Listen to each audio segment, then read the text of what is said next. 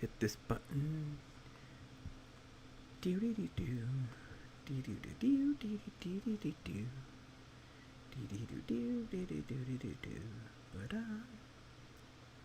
we are live. Thank you for joining us on this great Sunday afternoon here for OreAni, the end of 2021 spring lineup. Whew. Today with me, we got all our good friends. Give me a second. How do I do? Okay, there we go. With us, we have Albert. Ooh. We got Sean. Yep. We got Vinny. Thank you for having me. And we have Jessica. Hello. And as always, I'm here. I'm always here.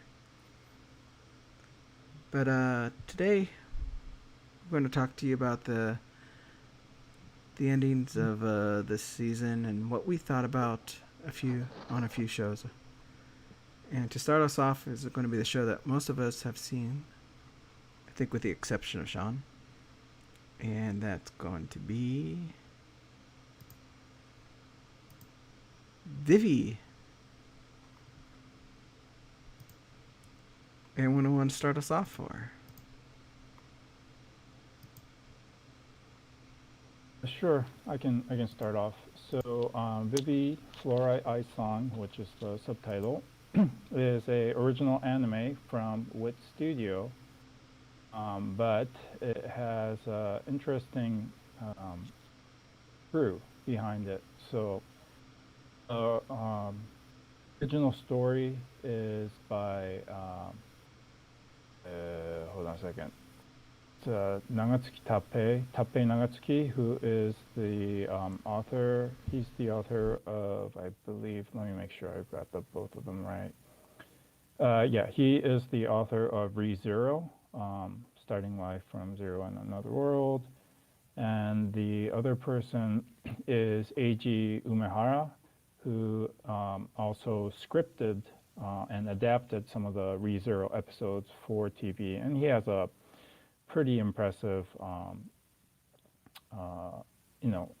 credentials. So besides ReZero, he did like, what is it? Oh God, I don't know the English titles. 雨が上がりのように, which is Love is like Before the Rain, Chaos Child, Rolling Girls, and so forth. So East of Eden, he was involved with that. So he does scripting and other things.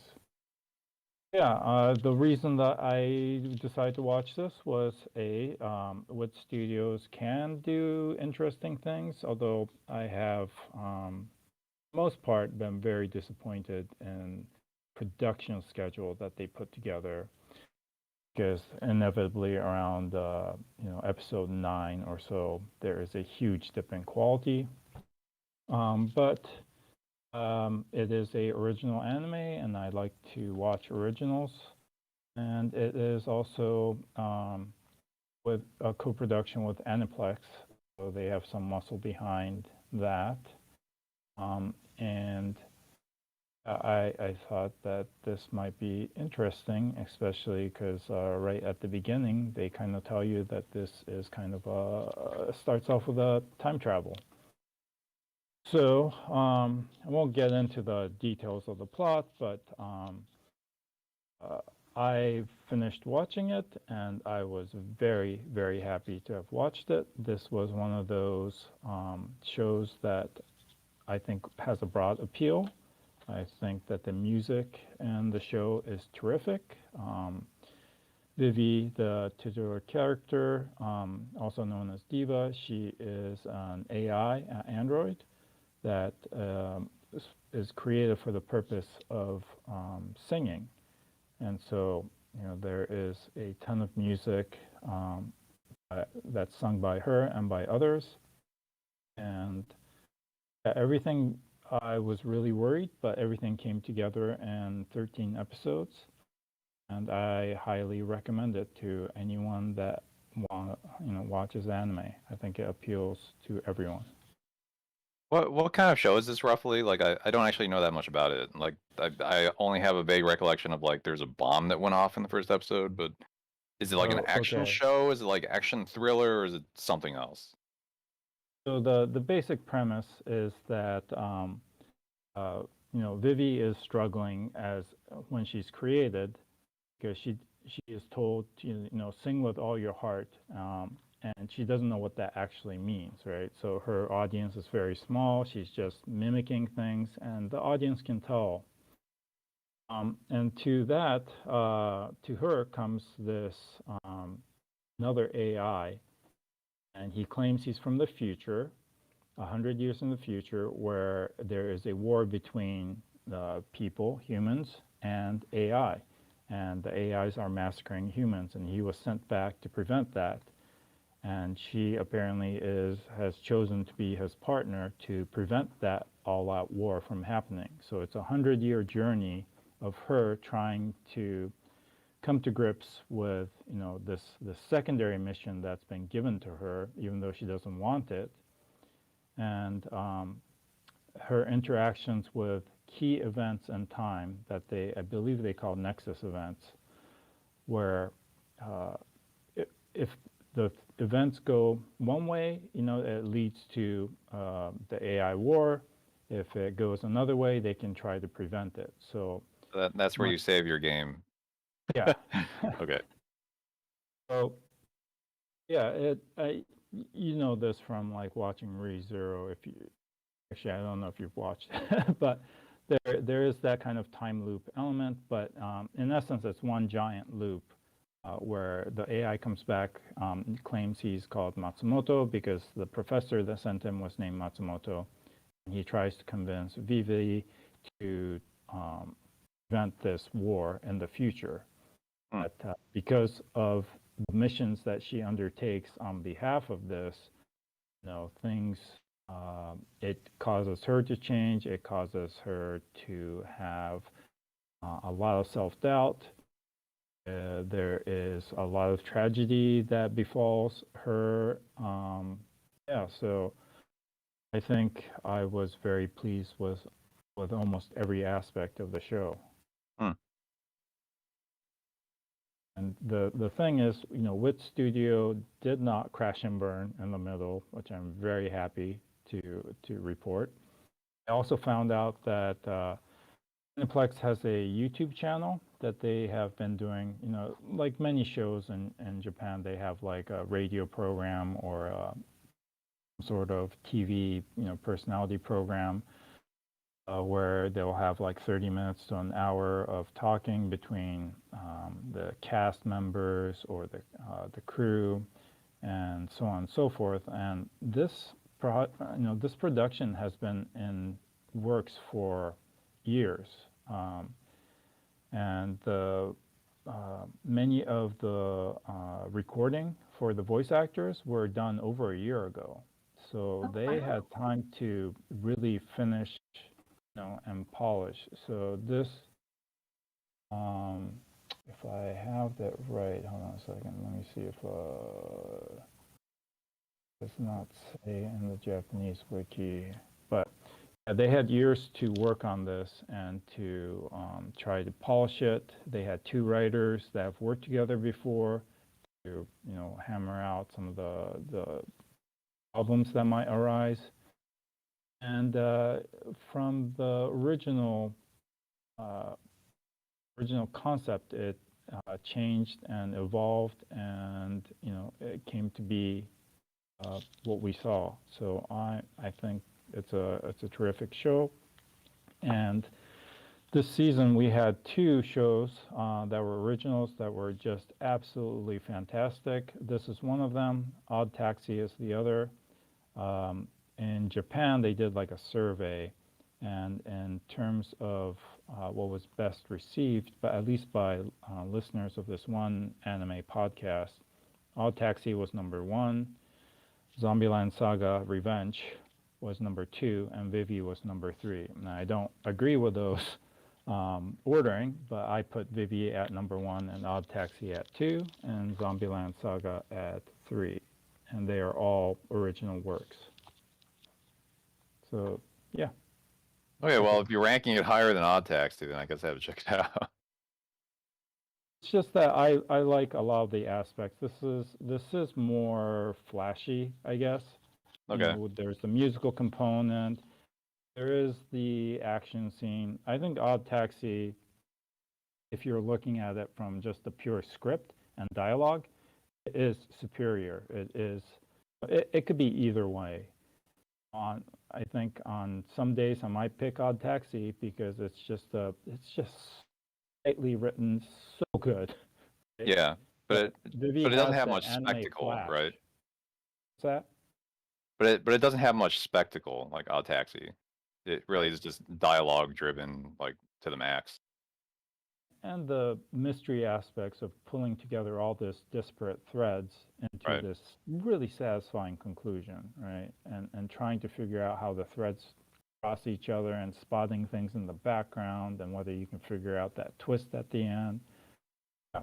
But Vivi has that spectacle plenty in both visual and sound.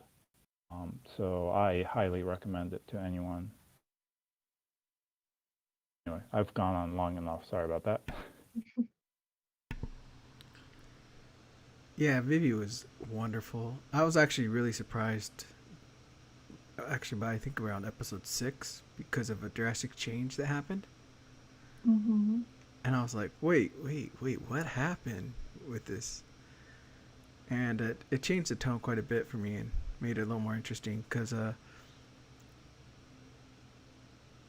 at the beginning it seemed like it was going to be 2 episode arcs, and then by halfway point now they started expanding the arcs to make them longer to get to the conclusion, which I thought was pretty good.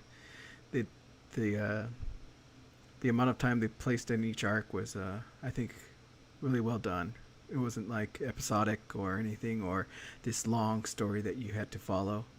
You could easily follow each arc and have all the information given to you during that time, and it was really wonderful with that. The other thing that that I thought was just wonderful was how she actually kind of accepted who and what she was doing by the midway point, by even declaring her name now Vivi. And Mm-hmm. there was just so many moments that got me like, oh man, that this is awesome, and this is exciting. And one thing I also fell in love with was the music, especially the ending song. I like the ending theme. So good. Yeah, it's one of the only things in the whole season that I listened to the end. There's another season that I also listened to the end just because there's usually content afterwards, but this one was just, I love pianos. So. I really like the song that the sisters sang. I think it was in episode 3.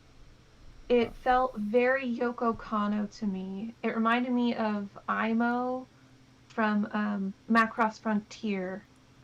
It's gorgeous. And for an anime about a singing robot, you need to have good music, and this one did have very good music.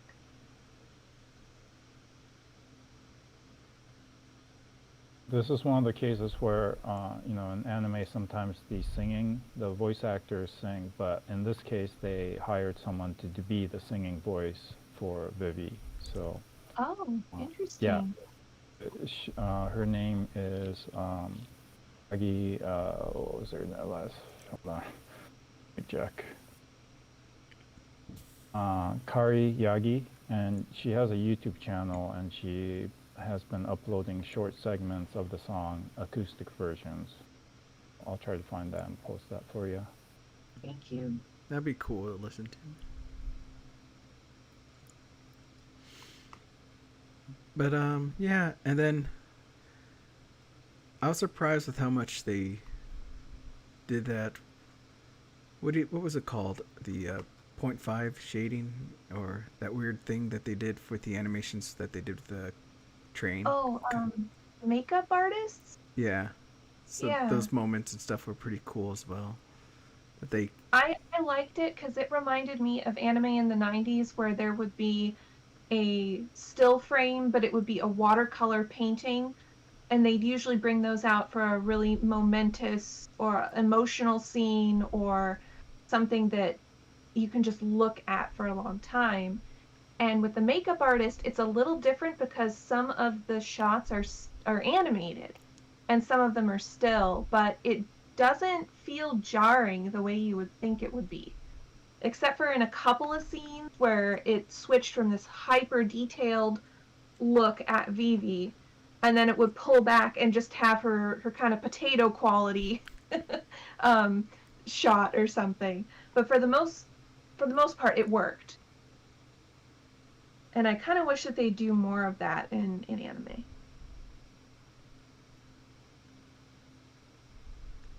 The fun thing about anime, isn't it, that it's like the opposite of Disney Hollywood animation, where they're trying to like make the illusion of life. They're trying to make you forget that it's what it is. But anime is like, no, this is a series of interesting drawings. Like this, these aren't characters coming to life. It's a series of drawings. And you know that once you embrace that, then you can do fun things like the makeup animation process that Studio Wit has.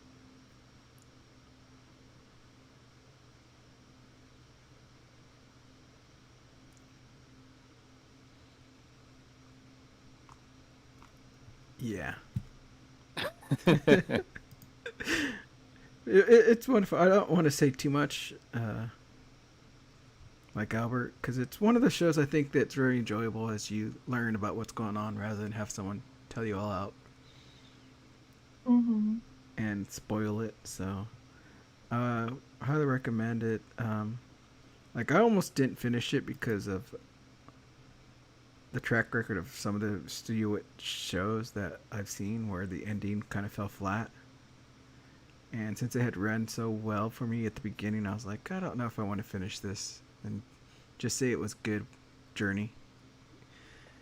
But I finished it to the end and I was very pleased. It wasn't terrible like I was expecting, so it made me really happy that I pushed through and got to the end.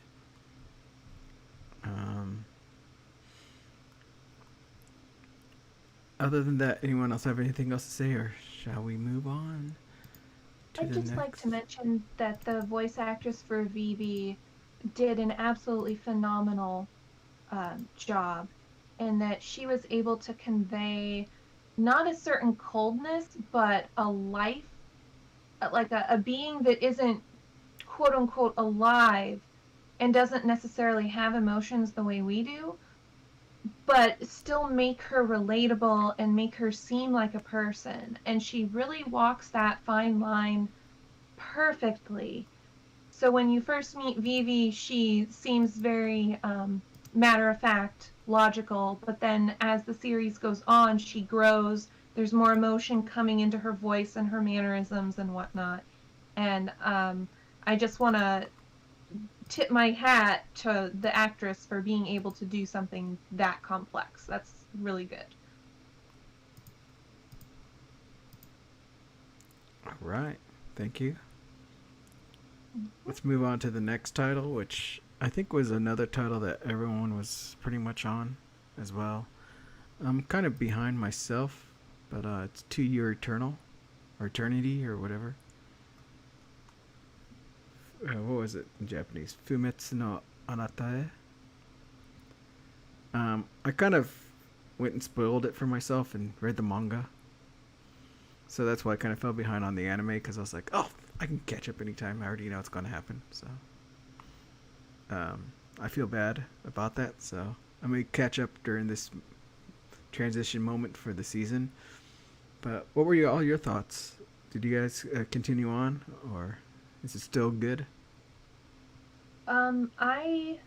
I fell behind. I'm in the Gugu arc still, but oh Same. my gosh, this anime has feels, and you will feel all of them. I can't tell you how many episodes had me bawling. Just, oh. And I don't really care for kids, and I find kids in media to be especially annoying, but not here. Is the kids in this are probably just the best kids ever outside of a Studio Ghibli movie. And I can't recommend this one enough. So I don't know about March though. what? What? You're a horrible person. Mark Oh is a my good gosh, girl. you have no soul. I just say that to Disappointed. mess with someone. I know. Oh, I've been triggered. I've been watching this show with a group of people at the beginning, and of course everyone was loving March. So just for fun, I would always make fun of her and be like, "Ah, she's terrible." Oh I man. think Vivi was there, Vinny, when we had, Yeah. when I was messing around and trashing March. Yes, you were. But yeah, it's a great thing. Like, how far did it get right now? Is because I know it's still going on to the next. It's 2 core, right? I think so. So how far have they gotten, or does anyone know?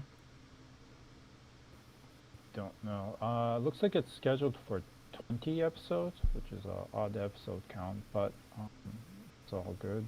And let me see what it says for TV.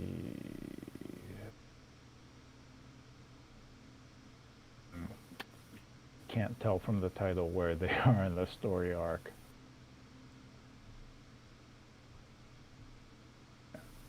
Not sure.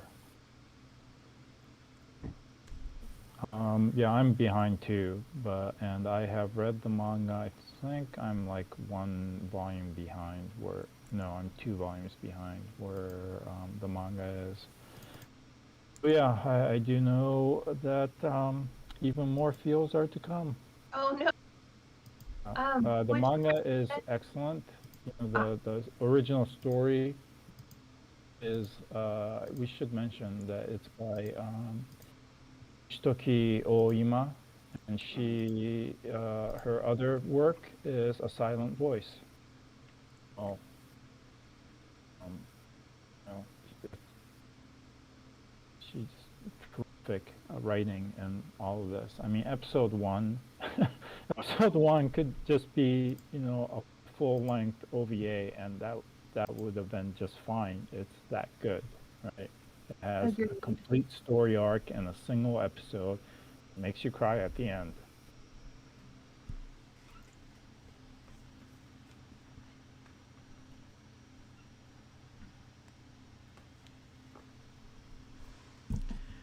I did have a. I don't know. I'll ask you guys this question offline later on, because I had an argument about something that happened in the show with someone, and I just want to get your thoughts on it later on. But Which is a good girl. no, no, it's not. It's not that. It's about something else. But other than that, Season 1 ends with the Fushi. I think there's a special episode after that. To your eternity. Would you? How? Did you guys say this is highly recommended, or maybe just for a certain click? I would highly recommend it. It's just, if you've read the manga, it makes you wonder how they're going to adapt this into a moving picture, because there are scenes of like transformation that are really hard to pull off, and so far they've, you know, really done. Brainspace has done a terrific job with all of it. So, yeah, I highly recommend it. I think once who kind of glimpse through those long-running shoujo series, shonen series, it's probably not gonna like this much, since it starts off with a pretty much deep end of emotional. As far as anime can get and series wise. But ones who kind of watch during the anime probably would appreciate that this kind of a series do exist and was able to pull it through properly.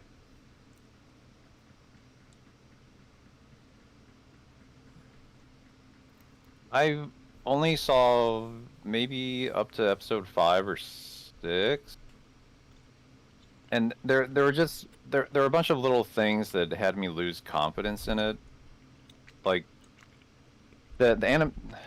I've heard from a friend that like where I stopped was kind of a low point, but in any case, like the animation quality seemed to go up and down in this really erratic way of like, here's this shot and it's beautifully animated, and here's the next shot and everything looks terrible, and here's the next shot and it's acceptable, and it was really weird. It felt like you could just see the cuts that were complete and the ones that weren't complete. And it kind of broke my suspension of disbelief. Like I couldn't get immersed in it. Mm. And I also found the pacing a bit weird. It spent a lot of time, which is fine, with like Fushi in the forest, and he meets the girl. But then at some point it kind of becomes a blur where it's like, we're in the big city, we're eating in a restaurant, oh, we're in jail, now we're breaking out of the jail, and that at some point it was just like there's too much happening and I have nothing to hold on to. So like when the big tragic thing happened, like I didn't feel much, and I kind of stopped the show there. And then a friend of mine, like, who got really into the manga, told me a bunch of spoilers about it. Oh no. I think I come across a blog about how NHK tends to treat their animators and the studio and production rather poorly. I wonder if it has something to do with that. There's a whole talk about a bunch of credits being missing and a lot of yeah. That's mishandling. unfortunate. I will admit, I did have a hard time sensing time in some of those moments, like how much time had passed. Like when they got to the city from there, like, and when she got back, it seemed like they had been gone for a long time, but I couldn't grasp like how long or anything like that. During some moments, and I was like, wait, didn't all this just happen just a while ago? How long was that travel? Or, like they mentioned that there's a bunch of villages and a bunch of things, but they never explain, like it takes days to go from here to here or anything like that. So Yeah, which was a contrast to like the premiere episode, which was very simple and minimal, and it's just like boy travels from point A to point B, but then back to point A, and you could see the toll that it takes on his body, like just doing that. that was the only thing that kind of threw me off when I was watching. But other than that,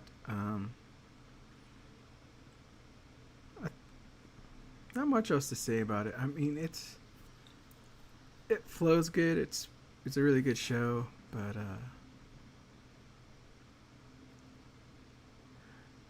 like I would highly recommend the first episode, but for everything else, I don't know. I think you would have to be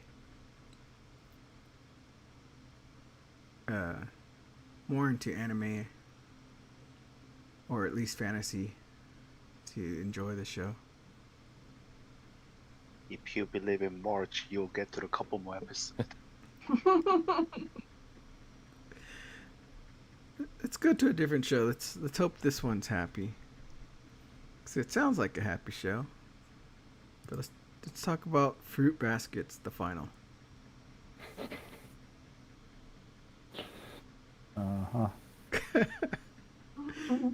Who finished it? Not Did you yet. finish it? I plan to. Oh, okay. How about you, Vinny? You finished? No, I watched it partially. I don't know, my coloring's a little like loopy like that. I'm the only one that's finished it. Ah. Now, this is the forget how many cores, but this is the final core for Fruits Basket, full adaptation. And yeah, if you have been enjoying what's been happening in the first several seasons, then it's a must see. It is based on shoujo manga. As far as I know, it's a much more faithful adaptation, and it still has the feels. And there are some problem with it is that as a manga adaptation, there's a lot, and I mean a lot of internal monologue, right? So people are thinking things, and you have to express that, and it's not the best thing to do in a moving picture, but there is no other way. There's no other way around it. So my problem mostly has to do with just the original source, and there's no way around the a massive amount of internal monologue that goes on.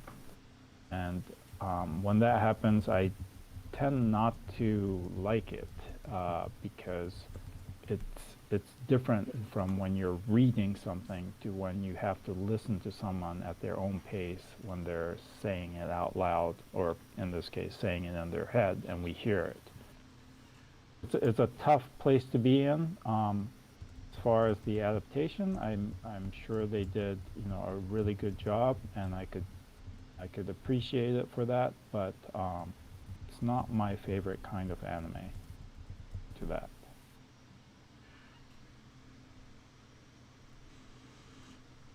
Apparently It has a very 60, good conclusion. 63 episodes. I have read the manga several times. It was one of the first manga that I read when I was in college. And so I have a lot of nostalgia for this. And I also really liked the original adaptation by, was it Akitaro Daiichi? Mm-hmm. Um, but that adaptation does change things a lot. It makes it's more campy, and this one feels more truer to the emotional core of the series, which is all about healing and dealing with past trauma and moving on and accepting that, and then finding family and whatnot. So I would recommend this if you're really into shojo, because it's the quintessential shojo anime slash manga. Is You're doing yourself a disservice not to watch it. But Albert was very correct in that you have to be, and this isn't to say that you're impatient, Albert, but you have to have a really high tolerance for a lot of internal monologue and need to be really patient with it. And so that can kind of bog down the episodes because you're like, oh, come on, just we know what you're thinking. Feel or show us, don't tell us what you're thinking. And there are some episodes that handle that better than others, but overall, I think it's a net positive, and this show is definitely better than the first adaptation of the manga. But yeah, you the reason why I'm sort of behind is because of that glacial pace, especially kind of towards the end where everyone's character arcs are coming to a close. They have to process a lot of complicated stuff, and that can be um, sort of cathartic for the viewer, but also it's slow. It is slow. I can't remember. I think I asked this a long time ago, but I can't remember. But did they ever kind of like modernize this anime? Yes, they Like, added cell phones. There weren't a lot of plots in the original manga that could have been solved or avoided with cell phones, thankfully, because in a lot of anime that where they change the setting, but keep the story beats the same, it just does not work in the modern era. But this one, it's none of the situations are contrived. It's all about emotions and how people react to those and deal with one another with those emotions. So the additions of cell phones, internet, that kind of thing don't really seem to get in the way. I didn't think anyway. Albert, what did you think? Yeah, I don't feel that it was too far off. Maybe maybe a decade or so off. If you really put a timestamp on it, but yeah, I think it's fine. It's kind of it's not set in any time per se, Mhm. and the weird aspects, at least to Western viewers, about this old family that has so much control over all these people. You get that with just look at the English monarchy, right? All the secrets that they keep and the stories that leak out. So yeah, it's one of those.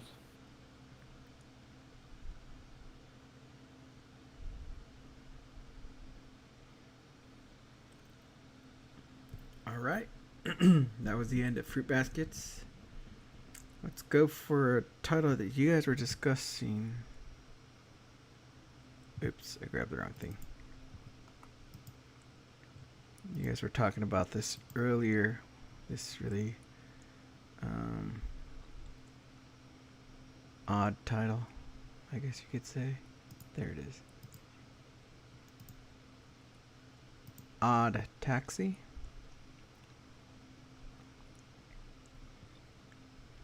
Which I believe was on Crunchyroll. I remember y'all recommending this at the beginning of the season, and even as it went on, other people told me that this was actually a pretty decent show, that I should watch it, but I still kind of never got on the hype train to watch it, so why is it so good? It is a. It's like it's like a story that shouldn't belong in anime. A lot of people compare it to like a Coen Brothers crime film or something. I guess that's like the broad outline. It is a crime story, but it unravels very gradually. Like you don't go into it thinking that this is a crime story. It doesn't start with like there's a dead body and here comes the ace detective and he's gonna solve it's not that kind of thing, but it has a lot of the qualities of that over time. It just starts with like there's a taxi driver and eccentric people, enter the taxi and he drives them places and they talk about weird topics. And at first I thought it was a comedy, and it goes on like that for a couple episodes, but then you realize that there's some sort of a crime plot like bubbling in the background and somehow all these characters are connected.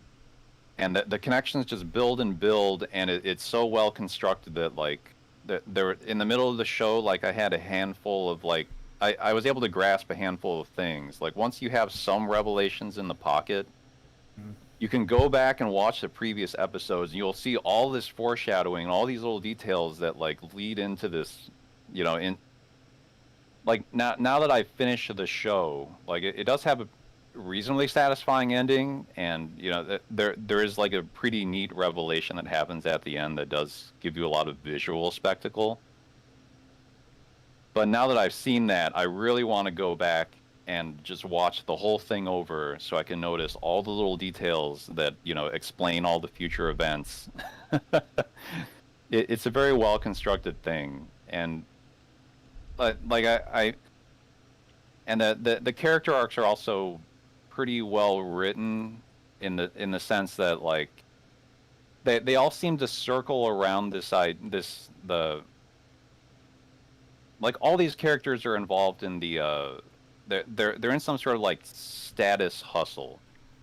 They're all trying to gain status or rank or whatever like within Japanese society, and like comedians are trying to like rank up in this competition, or some sad man is trying to rank up in the leaderboards of this like gotcha game, and everything's about like status. They're these like yakuza gangsters that are trying to like gain favor with their boss, and they're like rivals with each other,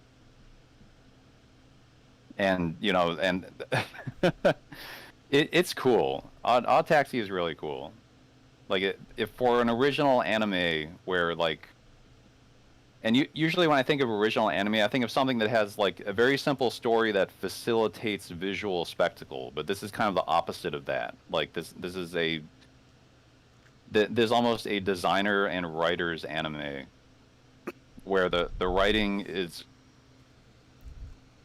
it's as good as anything that would come from like some other source material like a manga or a novel, except it's original so that I can go online, while I'm watching the anime and like read people's speculations about like how these different clues fit together and not have the spoiler stuff of like someone's read the source material and they can just straight up tell you like what everything is. I almost never get to have this experience, but I had it with Odd Taxi. And if you haven't seen it, then I guess the window's closed because the show ended and everyone knows. But like in the moment, that was really awesome. I mean, the show's ended, but I don't think a lot of people watched it, at least for Western audiences. So you could still watch it and get all of it. I think it's just really well crafted, just tight dialogue, really tight scripting.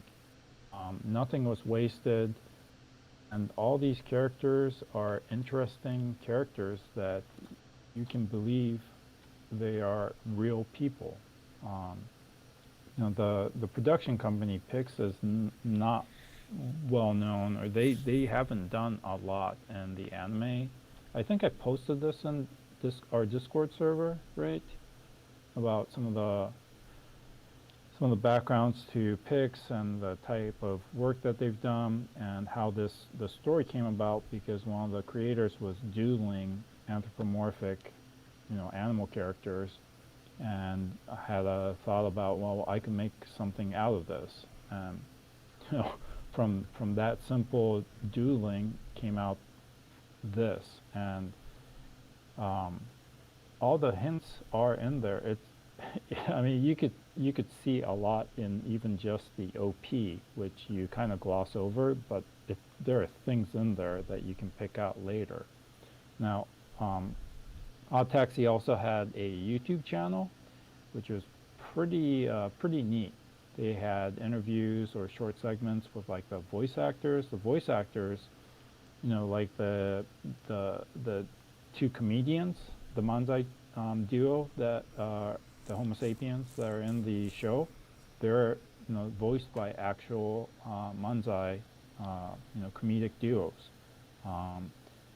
Yano, who is one of the gangsters, and he speaks in rap, essentially, is voiced by a rapper. These are all really interesting choices that they made to cast people who could be the part, like completely be the part, because they are the part, right? And all these characters are interesting. I don't know if you got it, Sean, before the big reveal, but I figured it out before the reveal, which was really interesting too. It's kind of, you kind of are thrown off because of the Daimon brothers, the policemen, right, brothers, because of their relationship. But there are other scenes that led me to go, well, that's odd, and yeah, I kind of figured it out. So that was a fun reveal too. But I actually don't know which yeah, reveal you're talking about. Do you mean the main character's health problem? Yes. Okay. Yes. So, but anyway, there are things at the very end that that not everything is tied up, and that's on purpose, because it's designed kind of like a slice of life, right? Life doesn't end just because you solved one mystery. It keeps going on, and there are other things that were introduced that are not concluded. So tangles of story threads, even though it came together in a satisfying conclusion, there's an ominous tone at the end, that there are still things going on, and that's just life in Tokyo. And all these places that he drives, and you see through his windshield of Tokyo, they're all real places.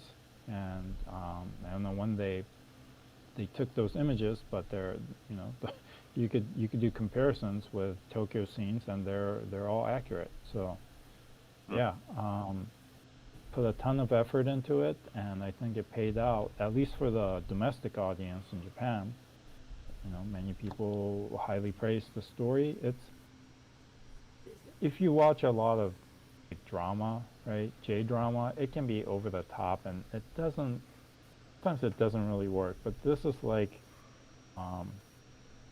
some sort of like Netflix drama that everyone's talking about, maybe like House of Cards or something, where all the story is really well crafted, and you see the humanity behind these characters and all their faults, and yeah, a lot of faults, but it's really, really interesting and really well made. So I highly, highly recommend it. Even if it's not your normal wheelhouse, give it the 3-episode try and see if you can put together a few things. You know, and for some people, it was like the gotcha guy, right, who becomes obsessed, and you're like, what does this episode have to do with anything? It has, it comes together in a very, very satisfying way. So I recommend that you check it out. Yeah, and like part of what's really impressive about it is that it feels effortless, you know, for a show that has this like grand mystery, and you're trying to piece together the clues. It doesn't have that facade of like, you know, it doesn't have that pretense of like, we're gonna solve the mystery, and there's a murder and we have to figure it, you know, gather the clues. There's no pretense like that. It's just, you just start doing it as you're watching the show, and you know, soon enough you're that guy that's just like pinning thumbtacks and string on a billboard full of like portraits. You're like, is this connected to this? You know, and you become that guy. So And yeah, it's awesome. So for some reason, when you were describing it at the beginning, you kind of made me think of like, what was that, Durarara, when it first started, where you get like all these short stories of individual people and things that happen throughout their life, but then as you go further, you realize it's all connected. Yeah, I guess it's like that. It's like a more compact, more carefully crafted. Like I don't know. I feel like I think I think I kind of stopped in the second season of Durarara somewhere. It just felt like they kept tacking on more characters, and like I didn't know where any of it was going. Like Odd Taxi is way more concise than that. Yeah. Yeah, I was just kind of mainly just referring to the first season, because I remember the first season, it was like, we got the story from this guy's perspective, then we got this guy's story, then we got this guy's story. But as you listen to each story, you can realize that they were somewhat connected, and then by the middle of the first season, you're realizing how they're all connected together in different ways. And that's... Yeah. And once I kind of figured out that like all the character arcs are about status, like everything made sense to me. You know, it's like, okay, this guy is chasing after status symbols, you know, starting, and then this other guy he's like faking his wealth because he's ashamed of his standing in life, and you know, he's faking his wealth to get a date on this app or whatever. Like all these stories are about status, and there's some good commentary in there. So I just watched the first episode based on your recommendation, and I really liked it.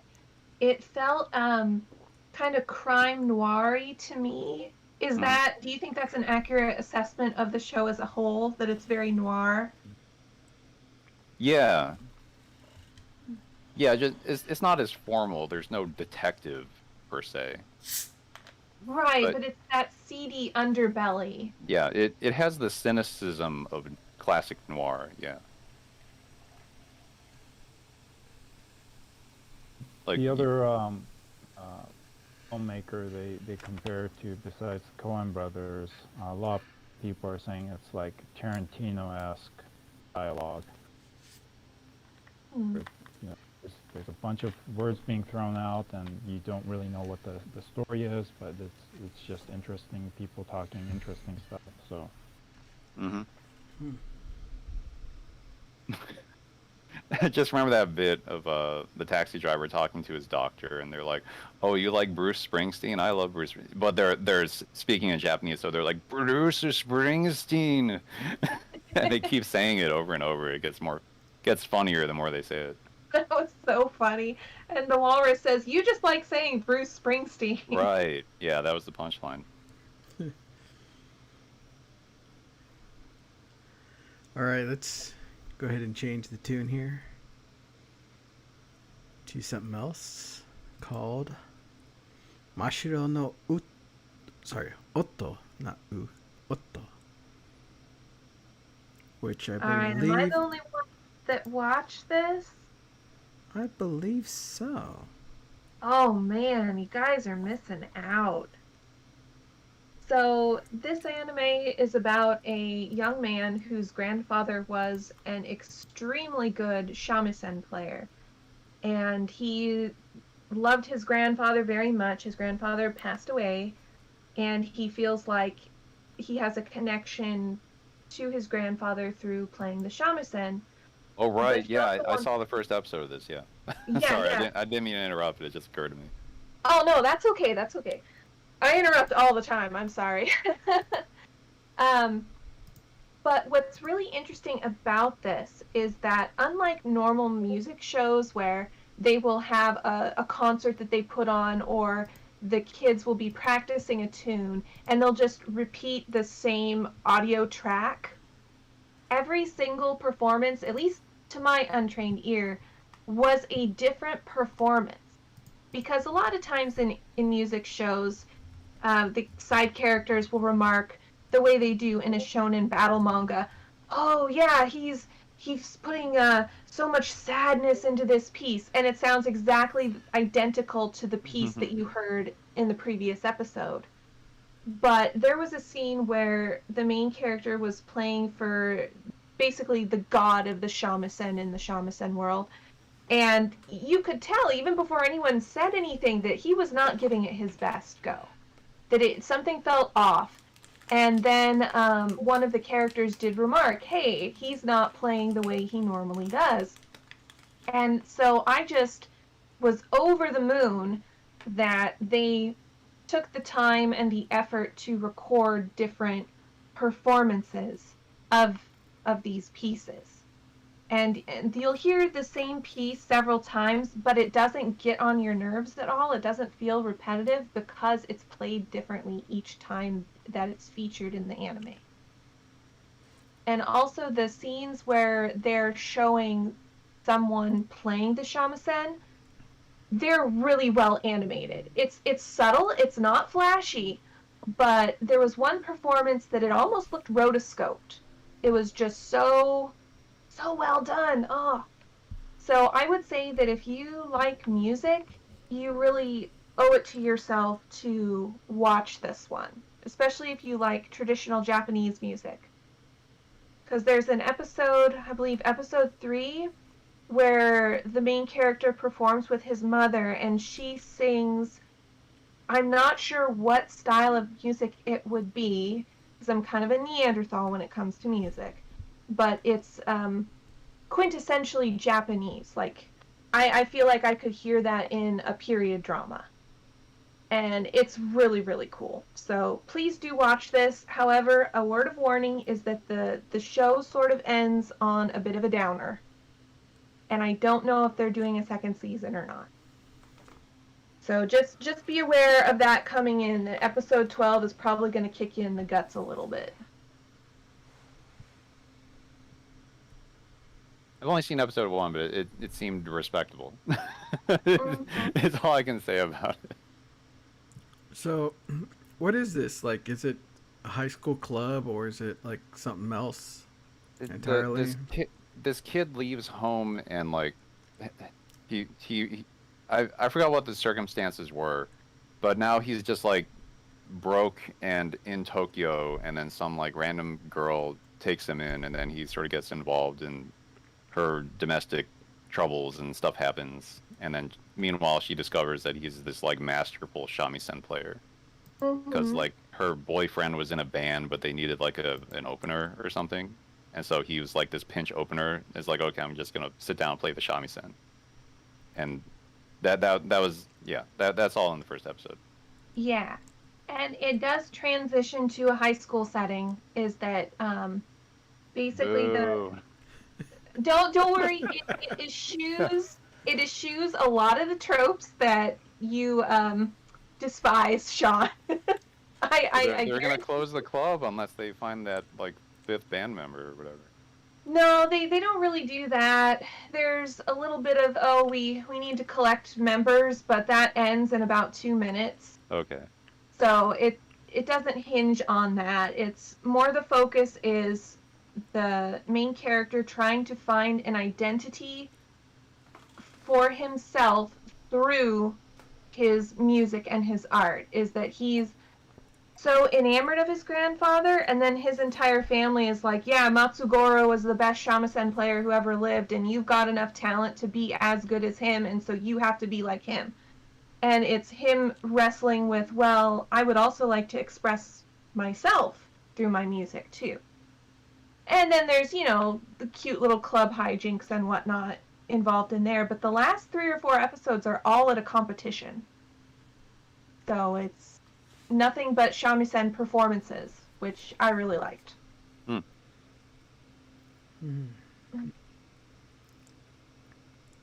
I've listened to the shamisen a few times when I go to a convention, SakuraCon. Oh, neat. They have it. I've never heard it live. They have it like in the opening act and everything, and they play like Sailor Moon and other anime songs, Neat. which is pretty fun. And I was kind of confused about the setting because of how everyone's dressed, so I didn't know if it was going to be modern or back in the day, just based off the poster image I see. It is modern. There are some flashbacks to wartime Japan. They never state it outright, but I think the main character's grandfather was blind, and he made a living just sort of walking from town to town playing the shamisen. And it got really bad during the war to the point where he was pretty much starving. And he was trying to make ends meet by doing the only thing he could really do, which was play music. So there are some parts that go back in time a little bit, but it's not the main focus of this narrative. I see. Well, I may check it out. I like music, so Yeah, I think if you like music, you should really give it a try. all right. Looks like it's called Those Snow White Notes. Mm-hmm. I Once think again, it's all. yeah, it shows here on Crunchyroll. So, yeah, I may try it out, see what I can get from it. Let me know what you think. All right, let's go ahead and move on to the next title, which I'm actually surprised, Jessica, you didn't watch this. Which one is it? This doctor one. Doctor One. Seijo no Maryoku wa Banno desu. The Saint's magic powers omnipotent. Oh, yeah. That one kind of slipped through the cracks. I was intending to, based on a recommendation with our last call, but I guess I forgot to add it to my queue.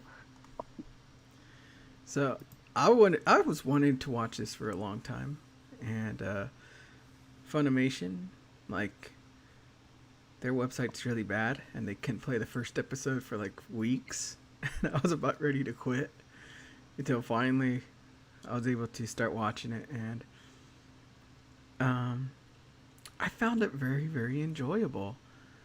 Um, it's very like reverse harem esque uh, show, but it doesn't really get in the way too much, and it's not doesn't seem like it's going to be this fight or for this whole big love interest type of deal that you see or that I perceive in a lot of the reverse harems that out there. But it was very decent, and that was actually one of the only shows that I watched every week rather than waiting. And once I finally got through, Funimation and their dumb website. I'm sorry. I'm gonna keep on making fun of them until they fix it. And it was it's an isekai, unfortunately for some people who don't like it, but it's played slightly different than most isekai. She is transferred to another world with another lady, and the other person with her is thought to be the saint, and they pull her up and praise her, give all these warm wishes, and like, well, she's left to the side. Just say it's just left to the side, and just not even thought of, and it kind of upsets her. And she's like, "Why am I here? Why not send me home and everything?" And of course, they can't do that. We'll try to provide for you, blah blah blah. And through her boredom, she realizes that there's this building that makes potions and has a nice, wonderful garden for the herbs and everything. So she decides to head over there and learn how to make potions. And throughout this whole thing, you realize that the power she has is different from everyone else's, and the obvious revelation that she is the saint rather than the other girl.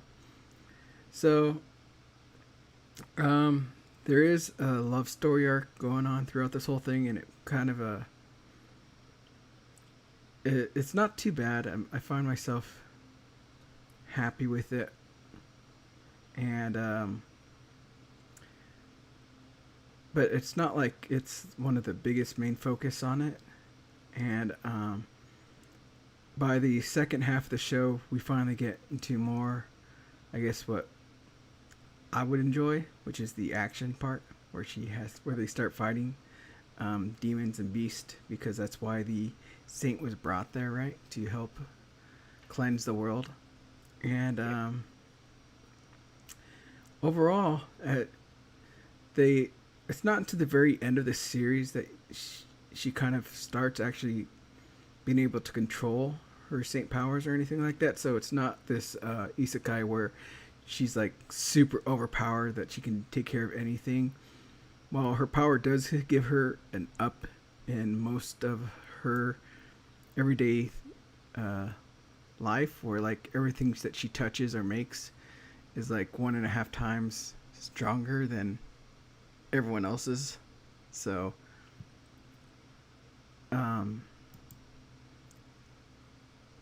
it's just fun kind of seeing how she changes and improves, and how things are perceived, because there's a lot of things that go on in there that I kind of found a little more interesting than the saint's power and things. And like one of the emotions was that they thought the other girl was, a lot of people started getting upset with her even though she was supposedly the saint, because of how she acted and everything. But then you come to realize that it's not because she's acting that way on purpose. It's just that that's the environment they grew in, right? Interacting with other people, talking with people, and being in these normal conversations.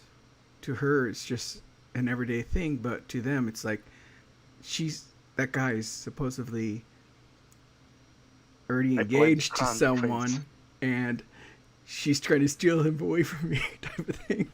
So they have all these other issues that are going on that are just so weird. But eventually things are fixed, and it's interesting because you find yourself hating someone, or at least I found myself hating someone. And by the end of it, you realize that while he was going about it the wrong way, his intentions were kind of pure. So it wasn't like all that bad, and I forgive him. What about you, Vinny?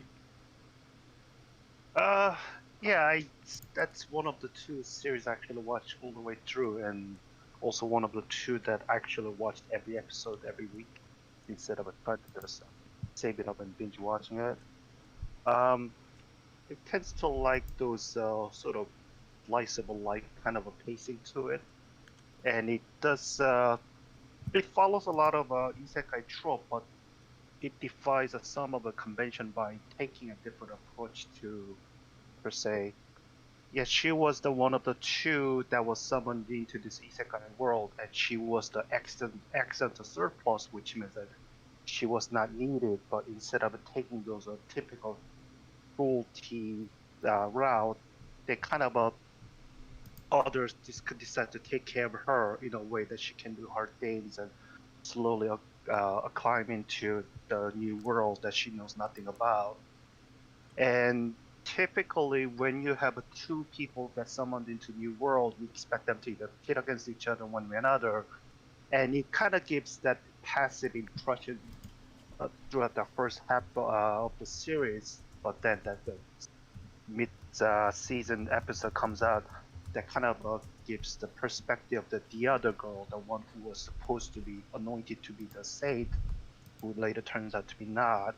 And once you see that episode, it kind of gives you an idea as to where those all the misunderstanding comes from, which has a lot to do with that idiot Prince, more so than her herself. And I like the fact that it didn't end up being those two pitting against each other, but rather somehow find a way to patch things together and become a more agreeable friends. And you know, you expect that the love interest will start, slowly, gather around, and it will become that flavor of the episode where this new prince will come along with this episode, and another perspective or partner will come along in the next episode, and so on. But none of that really happened. It kind of stays in a small circle, but yes, this captain is the main interest, the mutual interest of the love. And there's a couple others that could possibly be kind of circling around, but never really got to the point where they will be warring to get her affection in a way that you typically expect from it. So all that kind of could be said that yeah, it's the sort of lukewarm series that there's no strong actions or drama that unfolds in this series, but that's the kind of things I like about it, since it doesn't really tilt to the one end or the other end, or there's no end game to it. It almost gives a sense that there might be another season that could build upon it, because they never really solve the whole issues of all those creatures that's lurking around that the saint is anointed to solve it or cleanse the whole world. She kind of got around to do some part of it, but not enough to really say, yeah, she took care of all the problems. Time to go home. But I like this. Yeah, I enjoy the series, and I thought animation was pretty decent. There's some weird episode where kind of half the series looks like she looked fine, and the other episode looks like it was a little off, but nothing more than that. So overall, yeah, very much enjoyed it. Yeah, like it reminded me a lot of like what was it, uh, Akashiri Yuki, or whatever that show was. Snow Shiryuki, White and the Red, yeah, something like that. I can't remember. the Snow White with red hair, red hair. Yeah, but it was a little more down, or the tone Mm-hmm. was toned down a little bit more. So at times it felt like we were watching maybe a slice of life, just in a Yeah. fantasy world. So, um, like the conflicts, although they showed that there was problems, it wasn't like anything that was super major that was like, what's going to happen next episode? Oh no. But it turned out to be very decent and an enjoyable show that I could just put on and just relax for the day Hmm. and watch it. So, um, Is this based on a light novel? yes, the source is a Yes. light novel. Okay. But other than that, uh, not much else to say about it. I mean, it's just an enjoyable, you know, happy slice of life, isekai world type of show. I mean, yeah, I think the first two episodes pretty much give the good ideas what the rest of the series is going to be like. So you can watch first two, and if you like it, you could probably carry on. And if you don't, you could probably just pack away and move on to something else. Mm-hmm. So let's go ahead and move on to the next title, which is very dark, very different from everything we've been talking about, with a very simple name, 86. Bum bum bum. The thing that made 86 for me was music. It's one of my favorite musical artists, Sawano Hiroyuki. I swear I love everything that guy makes. And his music was very prominent in this show. And it was amazing. But the show was very interesting in how they told it. Mm-hmm. You got the story played out, but it always kind of played out in two perspectives as you went through. And it was kind of interesting in a way to see how everything was going from one side, and then you see it all over again from the other side, because these two people that, or these two conversations and communications that went on, were always over this thing they called parade, and it allowed them to sync their senses with each other, and most of it was useful was for syncing their communications with each other. So that's how they communicated and did everything. And so as we perceived everything going on from the 86 side, we also perceived everything going on from the other side, which I can't remember what they're called. What are they called? The Oh, the Alba? the Republic, or Alba, right? Yeah, they're the Republic of San Magnolia. Yeah, so in one sense we have everything that's going on from this perfect world where everyone thinks everything is fine, living their days out. And then we have the 86, which are out there in the dingy, cold world where danger lurks everywhere, where you don't know what's going to happen or if you're going to be there tomorrow. And it wasn't until kind of like, I would say, 4 or 5 episodes in that I realized, oh, not a lot of people are going to have plot armor for the 86 side. So it made everything a little more risky and a little more interesting, because as you build up these relationships and realize how these people live their lives and how things were going, that you don't know what could happen to them. And it was also kind of hard to understand that while all this was going on, that these people were actually kids. I think they were all 16, maybe younger, that are fighting in this war. And sometimes I kind of tend to forget about it and realize, wait a minute, these are young kids left into this world where they have to fight for their life. And it was just, it made everything really dark. And I don't want to give too much away, but The other thing that this was another show where I had to watch the ending throughout the whole thing because where they put their title cards and the endings and stuff were so random at times Yeah. where like Oh, that drove me crazy. yeah, like you would be watching and then 15 minutes in they're like, here's the title card. Or the next episode 5 minutes in, here's the title card, and then the ending's like done in 15 minutes, and then nope, we have some more stuff after the ending to make it a full episode. So everything was really weird and how they put everything into this story, but overall, it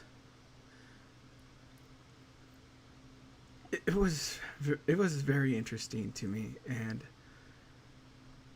the action was I think it was okay. It was all of course CG, and sometimes it looked weird in how some of the movements went, but it wasn't so out of place like in some animes where you're like, oh my god, I'm Yeah. totally out of this now. But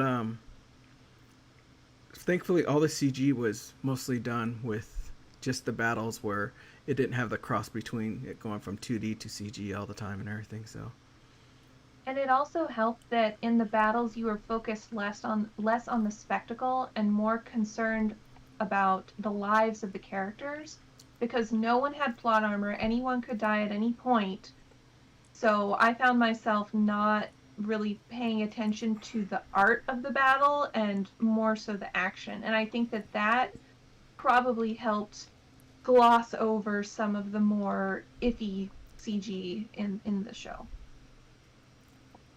But I would say that this particular anime probably is one of the better racism is bad shows that are out there, in terms of that they look at it from all different angles, where it's not a simple thing. It's complex, and even characters like oh gosh, I forget her name. The main character, it's like Selena or Melina or something.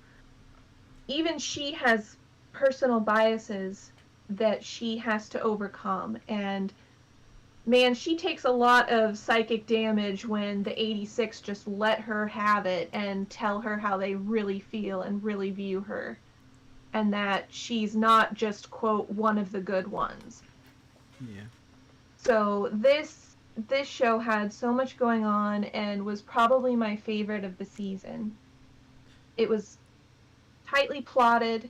I didn't feel that there were any meandering points or anything that could have been excised or anything that really needed to be added.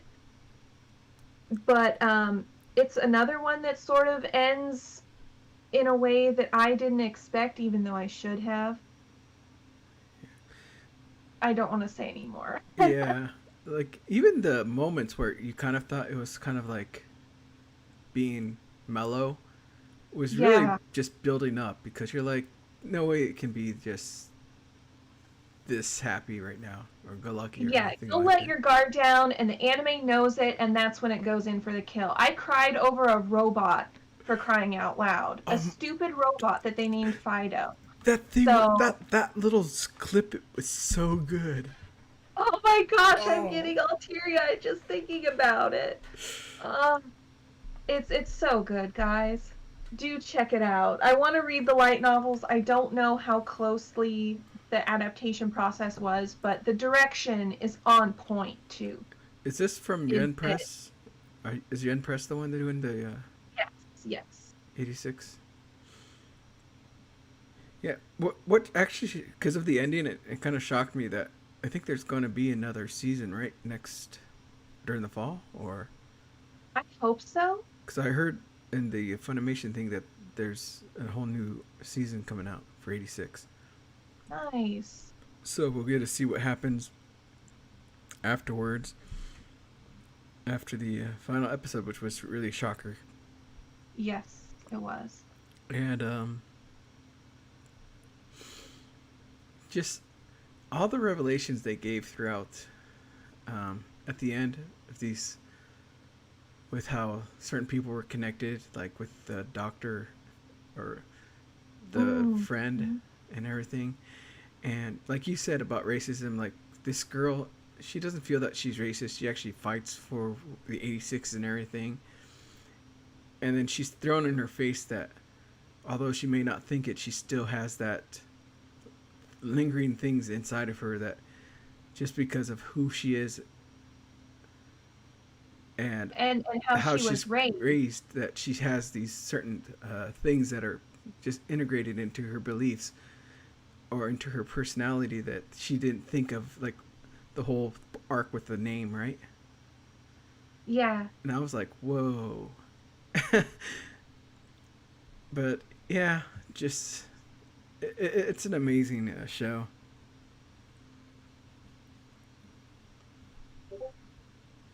And just I don't know what else to how to explain it. It Just it go gets watch it. yeah it gets it's a very dark show, so be prepared for that. Mm-hmm. And other than that,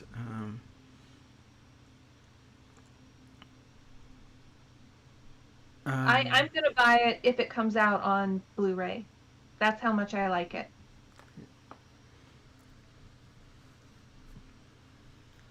I'm not going to say too much else. Yeah. Because I don't want to spoil it. How come you didn't finish it, Vinny? Arrgh. I kind of got sidetracked. You did? Yes. That's why I didn't really watch it too many series this season, really.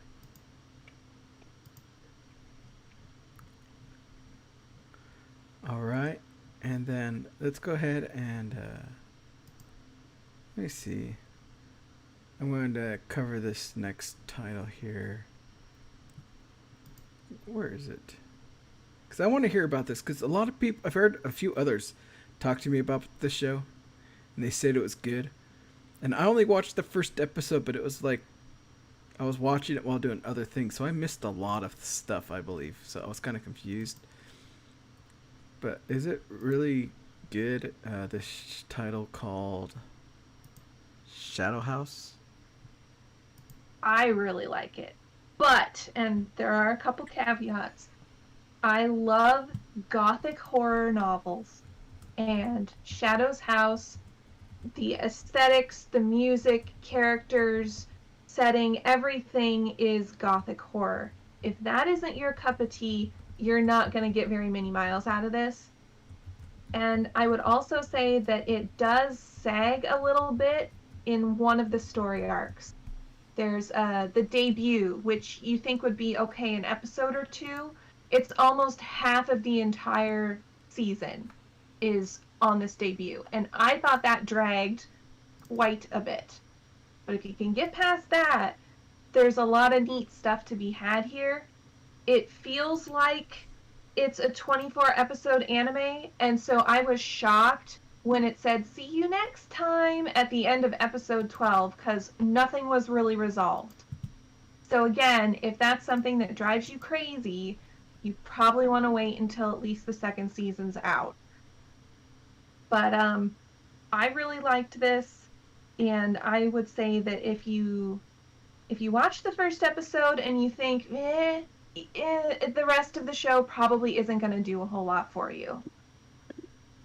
But if it made you curious, by all means, watch it again. Or watch more.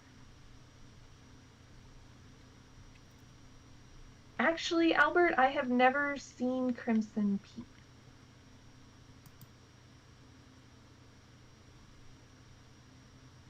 You should. Would love it. All right, I will put that on my list. Okay.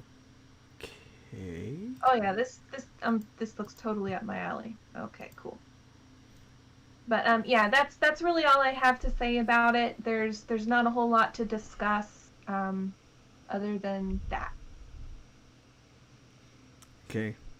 We'll go to this next title because it's a request from our friends here. Wonder Egg Priority. I guess that was a season or a show from last season, but I'm guessing they're saying it concluded with a special episode this season. Or Yeah, In the quotes. the finale episode was delayed, Oh, Mhm. and remember how we were saying how Odd Taxi resolves in a very satisfying way with everything connects, and it's very thematically coherent, and all the character arcs have some sort of satisfying conclusion. This is just about the opposite of that. Nothing connects. Nothing makes sense. It's thematically incoherent. Like, it seems very contradictory. It doesn't resolve anything. It's nuts. Uh, so what do you think happened then behind the scenes to cause it to fall on its face? This is just some hearsay that, I kind of asked this on some other, like, anime community website, like, what the hell happened with this thing? And someone was saying that, like, the director and the writer had disagreements about, like, the tone and the direction of the story that they could not resolve by the time it came to actually producing the thing. So that's why you got this, like, weird nihilistic happy dark ending Happy Dark. where it I mean, should I just sort of, I don't know. I don't mind spoilers. I watched episodes 1 through 11 and towards the end was a little frustrated with it, so I wasn't even sure if the episode 12 was worth it. It doesn't sound like it is. I mean, like, what literally happens is that the main character seems to lose all of her friendships, like they just get shedded off, and then she's back in the same, like, twisted toxic Wonder Egg system, but she's there with determination, and they try to put, like, this emotionally, upbeat twist on something that seems quite bad. And also, like, the conflicts and the mysteries that you thought that an ending of this show would have to resolve do not get resolved at all. They don't even get addressed. I don't know. It's nuts. And then they throw you this crazy curveball about, like, revelation with one of the characters. I don't know. It's a goddamn mess, is what it comes down to. It was, I mean, it had pretty high concepts, right? And then, I mean, you could see things are cracking at the seams by the very fact that they had this whole recap episode in the middle, which they named not like a 0.5, right? It's a complete recap, but they actually put a number to the episode. That was at the point where I'm like, this is not going well. And then I heard about the director and the writer problems and how they were contradicting each other in interviews, right? Which is fine. Then the story takes this left turn into high fantasy sci-fi, right? With the whole AI stuff and Frill. Then you don't know where it's actually going. You're left completely hanging at the end of episode 12, and it says, oh, Wonder Egg Priority will return in a special episode to wrap things up. Oh my gosh, so it's not even done? So, yeah, at the end of the TV series, they announced that there's going to be a special episode, and, you're thinking, well, this must be completely delayed because they couldn't finish it in time. So there's this high expectation for the fans to actually have a conclusion. Then the special airs, which I watched and Sean watched too. Half of it is a recap. And you lead into the conclusion, which makes no sense because of what Sean said about Ai losing her connections and the way that the system appears to work is that her wish to bring her friend back is granted, but at the same time, her friend has no recollection of her, and nobody seems to, have the recollection that her friend committed suicide. So you think you're in some sort of parallel world, and then you find out that another side character that was in the main story who died appears and says she, came from parallel worlds. So this is one of those parallel world stories that they're jumping parallel worlds, but I seems to still be herself, you think? But none of this is hashed out well. It's not explained. It just is, and she has the story concludes, the episode, I should say, the special episode concludes with I finally, uh, going back to the gacha to get another egg because she says she's back, and that's it. What? Yeah.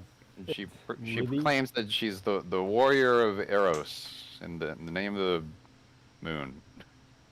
She'll punish you. I don't know. really, really unsatisfying. It's really, really Oh. disappointing, and it frankly feels like a betrayal. So, But Wow. in a strange way, it does tie a bow on the rest of the series for me. Because rather than resolving anything, it doesn't resolve anything. It doesn't make anything connect. I'm like, yeah, actually, the rest of the show was like this too. It just threw a bunch of ideas at the wall, and a lot of those ideas were cool, but it didn't have any follow through to almost anything. And so yeah, I guess the ending that would make the most sense is the one where nothing comes together. It's like, yeah, that's Wonder Egg. unfortunate. I wish I could see the Odd Taxi version, or if it had the coherence of Odd Taxi, if it was as thoroughly conceived and executed as Odd Taxi, it would be a great anime. But yeah, Definitely. Because the first episode, especially, was really strong. It's unfortunate. Mhm. Again, I think they got crunched for time. They outsourced a bunch of stuff. They called in all kinds of favors. They still had to have a recap. Still had to delay the conclusion, and they did not stick the landing. They just completely fumbled. it wasn't a bad looking show though. I thought that no. the end product visually, was okay. It was pretty good. It was much better than a lot of other shows. But its core problems seem to be more conceptual. It's like they needed to spend another year or something Yeah, I would agree with that. developing that script before taking it to production. Odd Taxi and Vivi both had, years to percolate and through rewrites and discussion and get it to a coherent, arc. This one sadly reminds me of Lucas and the prequel trilogy for Star Wars, where he, is on filming and says, "Oh, I guess I better finish writing." Oh gosh. That kind of bad. You're like, this is not going well.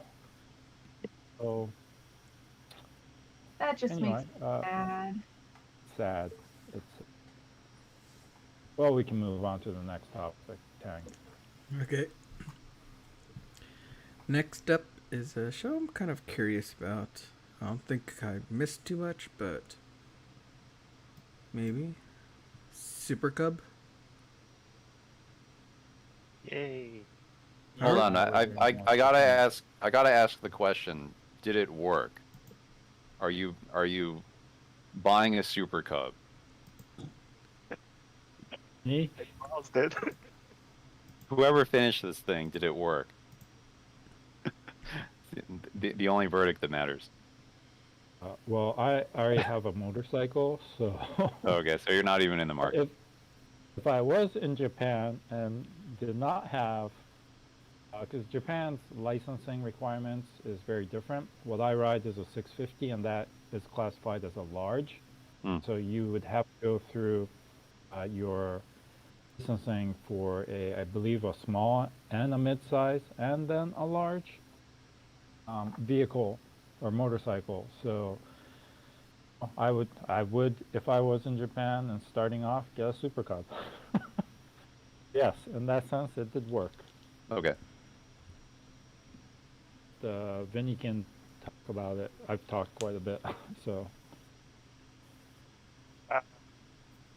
If I lived somewhere where riding such diminutive motorcycle was acceptable, I probably would have gone for it. But it's anything but safe to ride something that small. I'll get killed by random creatures if not by the cars and pickup trucks and what have you. So, unfortunately. As for the series, okay, so I'll start. It's based on the novel series of the same. Then I think it got adapted to manga, then finally turned into anime series. Very satisfying as far as how the series went to. And I think Albert did mention about during the beginning of the series where how the third character is going to be brought in, since that means cutting into a lot of a midsection to get to her, which I later find out that yeah, they did trim off quite a bit from the school trip section, I believe, where she was supposed to make a lot of detours between the fixing the tires and what have you. I think a lot of them kind of got cut off to make a room for to bring the third character. But as far as making people fall in love with those tiny motorcycle, I think you did a great job. I mean, more you look at it, more you kind of think yourself, wow, man, that's kind of useful in a way that you never thought about it. And since I get pretty easily influenced by those sales pitch in anime, had I lived in somewhere else, I think I might have been very much tempted looking at that price tag. I think they're about $1,500 brand new here, which is not insubstantial, but not something that's totally unworkable. And my father always pressured me to get a motorcycle license, and so that I can take over his motorcycle. That thing is too big. It's about 1100 cc. As for the series, it's about the girl who had really nothing going on, and then she discovered use the super cup, and that's how turned her life around for the better. And I believe the original started off a lot darker, where the father passed away and the mother kind of took off, leaving her behind. I think the anime series kind of did away with it. They felt that that's not really necessary to part of this story, since parents figure is completely absent from there on. And it ends with a message stating that it's not the super cup that really changes her life. It's just that things that she does changes the outlook of her life, and super cup just kind of helps along the way and kind of helps her to find the ways for better, which I think was a pretty neat message. Um, the main character wise, what's her, the Reiko, was it? The one who gets Friend? introduced? Yeah, the friend. One who, Reiko. yeah, the rides Hunter Good Cup. job. Yeah, I kind of find that to be a little uneven. Yeah, some part of episode she seems very likable, then she kind of goes into kind of weird, you know, forget everything else. I'm just gonna ride a motorcycle and that's all there is to it kind of thing. She kind of goes back and forth, which I found a little jarring. With a third friend who's kind of wanting to follow her friends and get herself her own super car because she's doing nothing but riding a bicycle. Or she seems to be more even kill type of friends. But I think animation was good. Storyline was kind of relaxing, slice of life type. I like those ending the credit sequences where they did a lot of pen drawing um, instead of putting the more of an animation sequence to it. So I think I talked enough by Albert. It's a slice of life show, and revolves around the main girl Koguma, and had been reading the manga, so I was aware of the story. The voice actress is a relatively newcomer. She's 20 years old, I believe, and Yuki Yomichi. I follow her on YouTube. She's a model vlogger and does some other things. And she writes, I think she rides a Ducati and Moto Guzzi, and she has like several other motorcycles. So the role was perfect for her, and she's got like other roles coming up. So for her, and yeah, it was just a very enjoyable, chill. Every week I'd watch it, and I would be happy watching it. This and this and the other slime anime was my chill slice of life shows for this past season.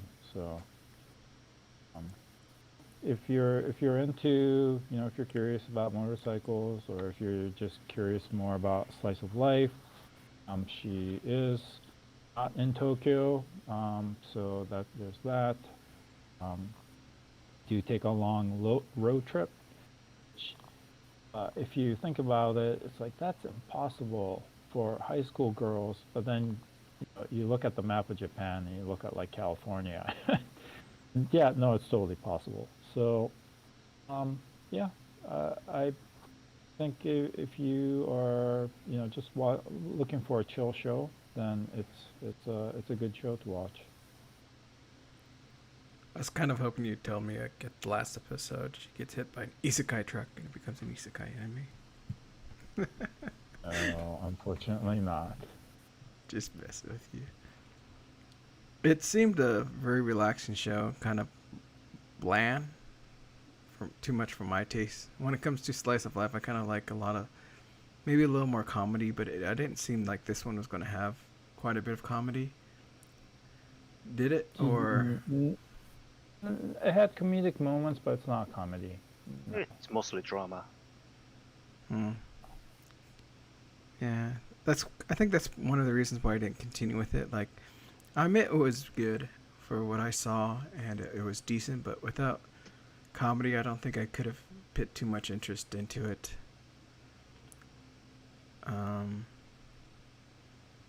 But it is interesting to hear that it was actually darker to start off with. But yeah. Would you say I should continue on watching it, or is it just, if the first 3 episodes didn't like get me wanting to get to the 4th one? No. Probably It's not going to change. You would know within like the first episode if this is your kind of thing or not. All right. So let's go ahead and move on to the next title. I didn't know this was a show. What is this? Godzilla Singular Point? At first I thought that was SD for Super Deformed. But nope, it's a No. That's SD. I mean, I don't. Yeah, it's just called SP. Not sure why it's singular point and not a singularity point, like the jargon that they use in FGO. Another, franchises that talk about this, but it is heavily influenced by Shin Godzilla that Hideaki Anno did a couple years back. And after seeing that, they were like, oh, we don't have to follow the standard kaiju format. Kaiju appears, battles another kaiju, and goes away.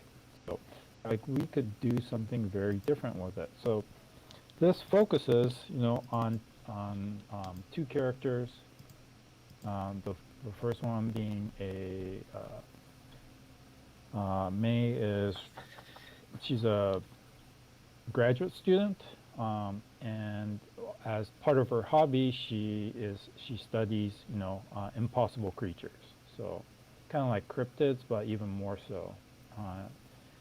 And then the other one is Yoon, who is a engineer that works for this eccentric factory that does all kinds of things. And they actually only meet at the very beginning, and their paths diverge when things start happening. So they get a mysterious signal from this station that they live in the, I think it's Chiba Prefecture. And this mysterious signal seems to come from underground. There's no connection. They hear a song, and she is called in as a consultant. Meanwhile, Yoon has been tracking the signal to a house that appears abandoned but has a receiver. So from this mystery, things start building to appearances of monsters that should not exist, and substances that shouldn't exist in a reality, and it becomes really, really heady. Now, this was a joint production by Bones and Orange. So Orange, famous, for doing fantastic CG with Beastars and Land of the Lustrous. The CG is passable. I'm not saying that it's great. It's okay, and does what it needs to do. And then Bones does all the standard animation. And yeah, it ended up being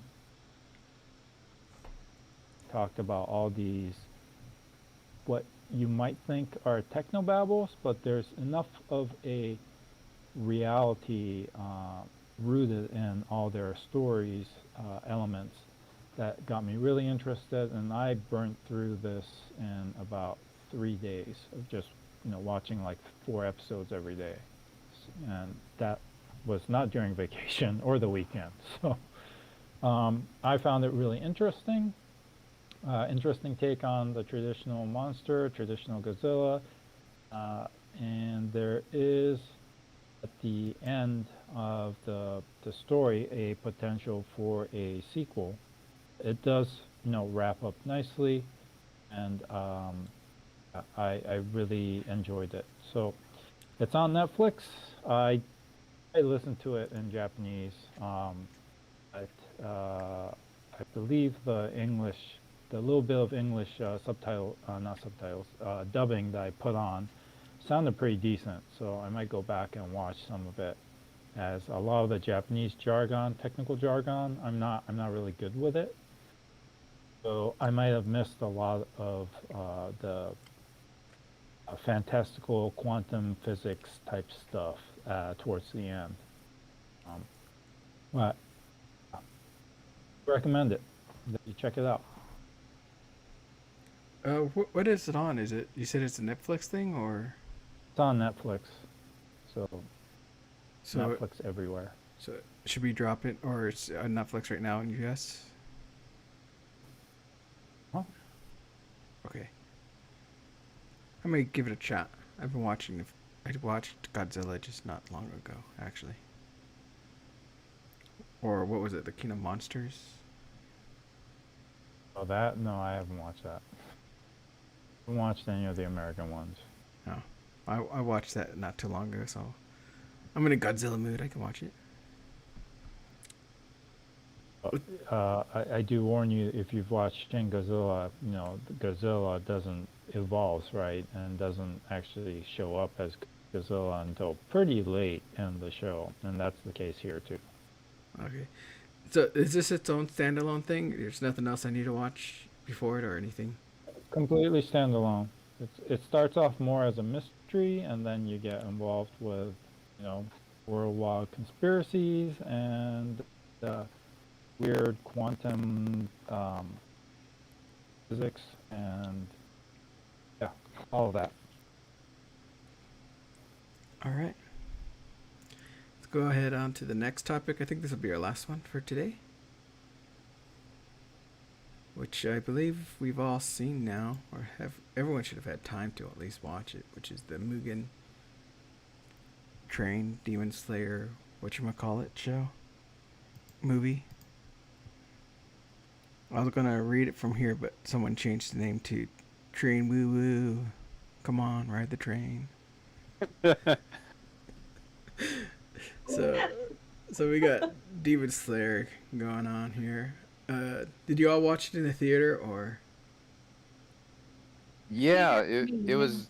It seemed to be mainstream enough that it was just like playing at the local theaters. So yeah, that's where I saw it. You know, I didn't have to go to some like weird out there specialty screening of obscure anime film or anything. Yeah, I thought it was going to be a 1 day thing, and I was kind of worried. I'm like, oh no, reserve my ticket, take the day off, go there, Mhm. and then like for 2 weeks it's still in the theater. I'm like, well, I had plenty of time, I guess. Yeah, I was surprised by that too. I wanted to go and I was trying to get my friends to go with me.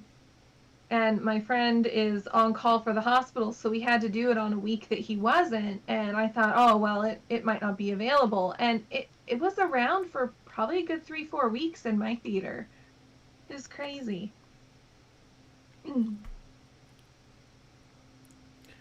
So the backdrop of this is that Demon Slayer the manga was like some insane like bestseller. It just like blew the F out of One Piece. And the movie is the top grossing film at the Japanese box office of all time, beating out Spirited Away. And so I spent a unhealthy amount of time trying to figure out why is this like kind of mediocre shonen franchise flick, you know, this how did this happen? You Thank know, you, if because I'm dying to know. if you look at like the if you look at the actual list of like these are the top grossing films of all time in Japan, like there's no One Piece the movie, there's no Dragon Ball the movie. Like the movies like Demon Slayer are nowhere near the top, like not even in the top 20. So like I tend to think that this is just some like weird pandemic artifact of like funneling behavior and all the kids like on the street with nothing to do, and it's like, okay, well, let's just go see Mugen Train for the fifth time because that's the only thing that to do outside.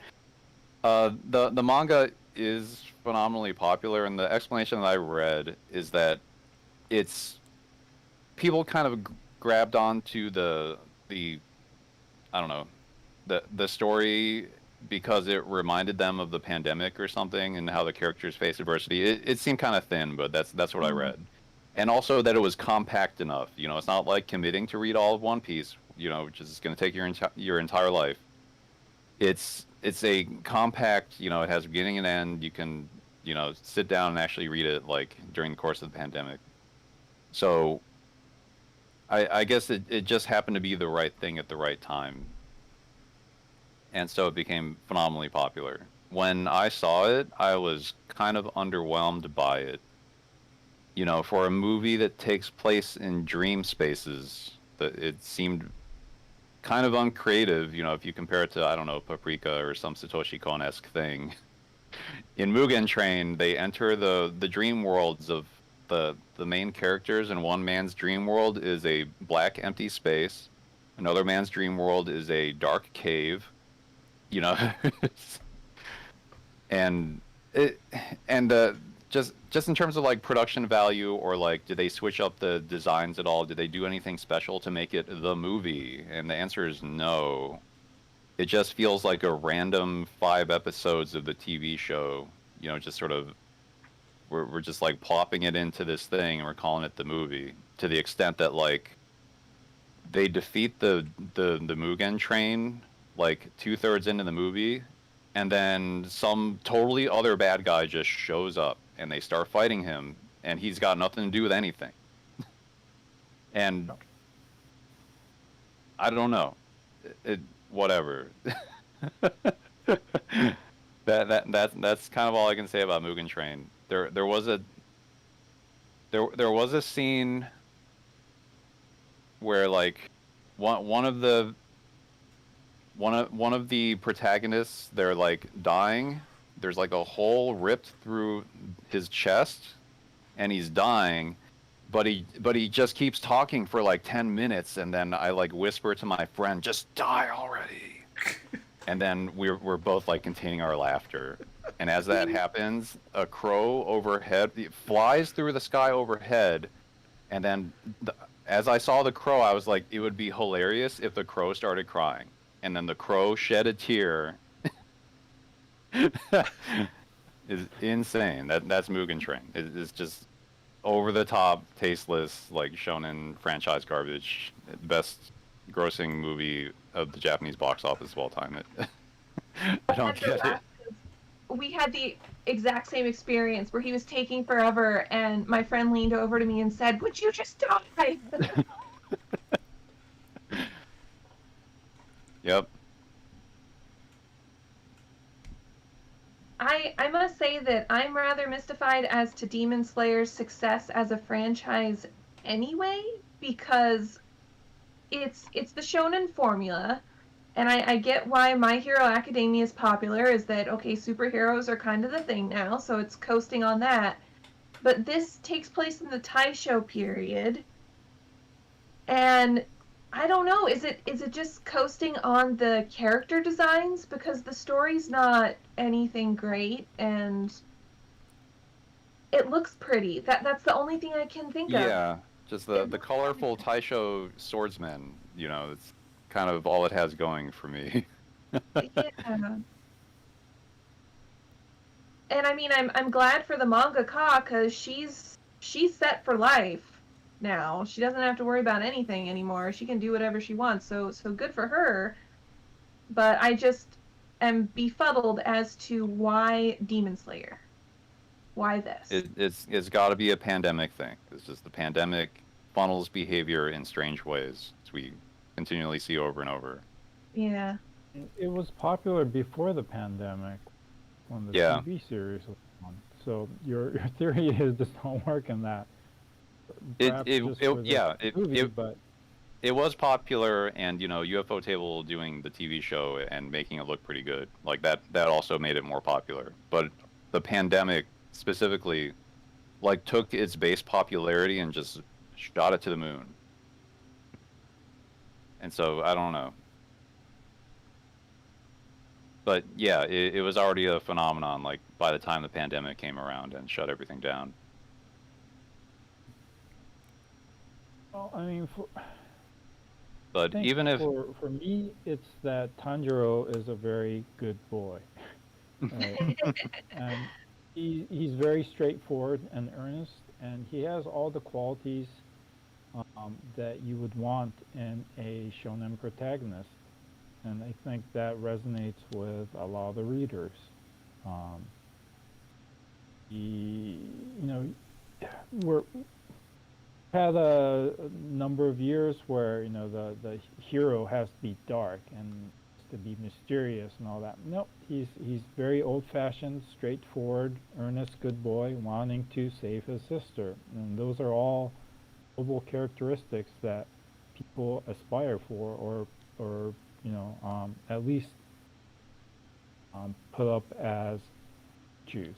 So I think that is more than other protagonists. yeah, I in suppose shonen you're fantasy. right. Like I'm not the shonen genre shonen master or anything. The closest thing the thing that comes to mind for me is like I don't know, Exorcist. But I remember that boy was full of angst and he wanted to beat Satan or whatever. I don't remember what the story was. It's like his father died at the beginning. It's like, I'm gonna get revenge. Wasn't that show about baseball? Yes. Yeah, they did play baseball in that movie.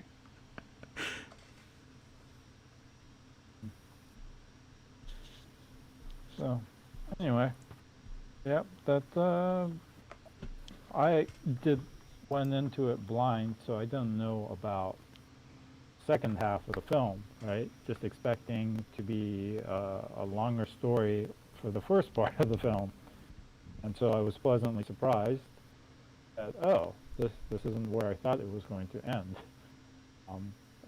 and so I was fine with it. You got your spectacular scenes because up until then the Mugen Train scene was it was okay, but it wasn't great, and the CG was I don't really care for it. You're right about the whole dream sequence seemed rather flat and not believable. Could have done so much more, but uh, even then, um, yeah, you see that Tanjiro is a good boy, even in the dream state.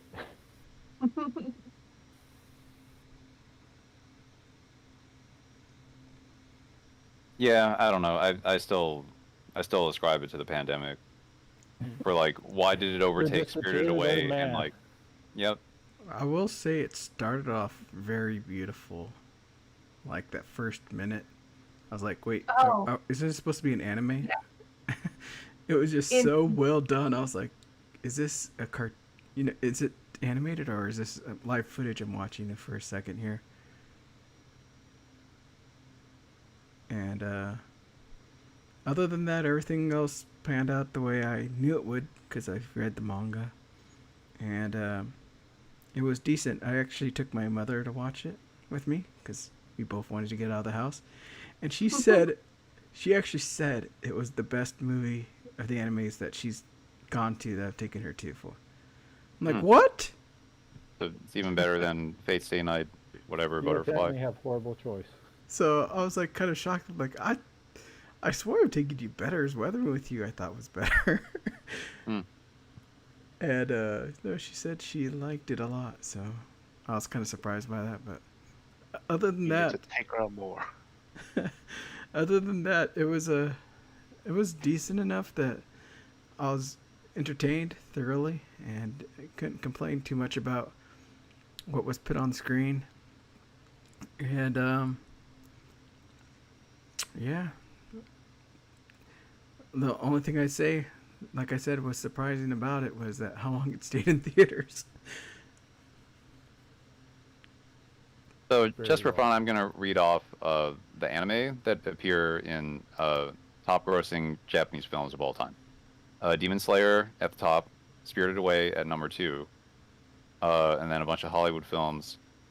Princess Mononoke at number 7, Howl's Moving Castle at number 8, Ponyo at number 12, Weathering with You at number 13.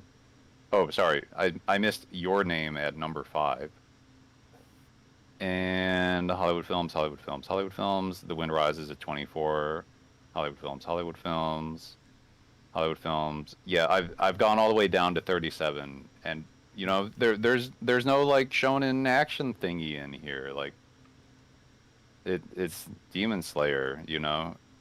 It's like if these kinds of movies were popular, then there would be like Dragon Ball, One Piece, Detective Conan, but yeah, I'm curious about the demographic of the people that actually went to watch it, because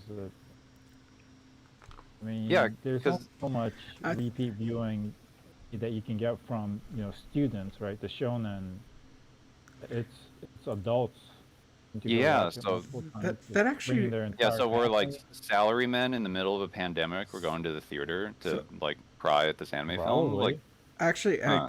now that I think about it, I remember at the NA Plex Festival online, they talked about the media and that was pit for the show. That they even interviewed people from across the world in Germany, in Spain, and different places about how this movie was marketed there, and that there was a lot of things like they had wrapped trains with the movie titles and everything.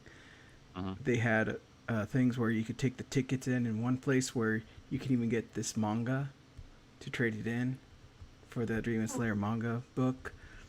I guess there's a lot of promotional stuff that was going on all out throughout the world, different things that probably helped get more people to notice that this was in theaters and to get and watch it. Because when it comes to other anime titles, I don't think there's really any marketing or anyone saying, "Hey, this movie's coming out here." Like even like tomorrow, right? Jose and the Tiger and the Fish is coming out, and it's going to probably be out for 3 days. And Yeah. no one really knows about it. That it's even That's going to be true. out there. Yeah, and unless you're in the know, you're not gonna. Like my mother asked me about this Demon Slayer thing. Oh, is that one of the animes that you like, dear? Wow. And she doesn't say that about the newest Studio Ghibli thing or the Mamoru Osada stuff that comes out. So the marketing probably had to do with it, but also I think I agree with Sean that the pandemic had something to do with it too, because at least as far as our local theater, this was the first movie that was playing once they reopened Humboldt County. So you had this, and then a bunch of, I think they had, in my local theater, it's independent, so they had a bunch of random throwback movies from, the 90s and the 80s that you could pay $10 to see again. And so it was perhaps people just, oh my gosh, it's something new, something I haven't seen a million times before. Yeah, And something that I can't just watch on HBO Max or whatever. that too, yeah.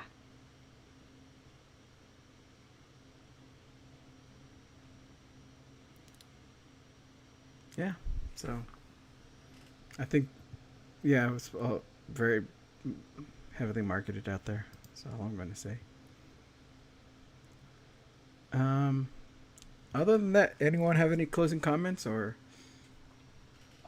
There's I forgot if I mentioned this before, but there's a Kenshin movie on Netflix. So I guess this Yeah, would I be saw that. the fourth one, and I saw it. I mean, the story is what it is. Like, I felt like it could have used a strong B plot to like buttress the A plot, because the A plot is kind of like dreary and there's not a lot to it. A lot of Kenshin wandering around being sad again. But uh, the action scenes, the wire foo is like really something else. It's crazy. Like the action scenes. That's why you got to watch it. I mean, Okay. you could even skip like the non-action scene parts of the movie and just watch action scenes if you like super don't care about Kenshin. But I'm just saying I'm that's there. actually, oh, sorry. I'm a shonen fan. I do have a soft spot for the genre. So Kenshin, I grew up with Kenshin, so I will definitely check it out. Yeah, it seemed like a perfectly serviceable rendition of that stuff. And I'm looking forward to the next movie where they're doing the Tomoe backstory arc. So I want to see Assassin Kenshin. Oh, Samurai I X. really Yeah. want some company to release that OVA. They called it Samurai X back in the day. That it Yep. was Sad Kenshin with Tomoe and all. It was so good, or at least I remember it being good. It's good. Yeah. I want that on Blu-ray or 4K so bad. I have it on Blu-ray. They did do a release. I don't know Oh, how available it is now because I bought it like so many years ago. oh, dang it! I But missed it it. does exist. So, any other closing comments?